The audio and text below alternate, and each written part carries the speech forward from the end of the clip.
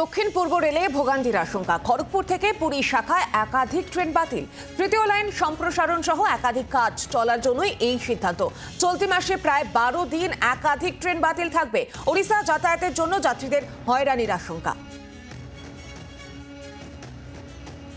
দৈনিক বা স্বল্পমেয়াদী টিকিট যারা কাটবেন তাদের ক্ষেত্রে খুব একটা অসুবিধা না হলেও যারা 60 দিন আগে সংরক্ষিত আসনের টিকিট বুক করেছেন তাদের পক্ষে দক্ষিণ পূর্ব রেলের এই হঠাৎ নোটিফিকেশন নিঃসন্দেহে অসুবিধার জন্ম দেবে। কারণ বাতিল হতে চলেছে সব মিলিয়ে একটানা 13 দিনের ট্রেন যাত্রা। এই অবস্থায় বিকল্প কোনো ট্রেনের সন্ধান এখনো পর্যন্ত নেই। ফলে ওই শাখায় যে সমস্ত যাত্রীরা যাতায়াত করার পরিকল্পনা করেছেন তাদের বিস্তর কাঠখড় পোড়াতে হবে।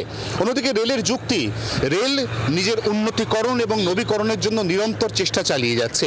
সেই চেষ্টার অঙ্গ হিসেবে এই কাজ। অতএব এই মুহূর্তে অসুবিধা হলেও আখেরে সুদূর প্রসারী লাভ হবে সেই যাত্রীদেরই। জি 24 ঘন্টার জন্য ক্যামেরায় জয়ন্তর সঙ্গে অয়ন, কলকাতা। বাংলার আওয়াজ, বাঙালির আবেগ, জি 24 ঘন্টা।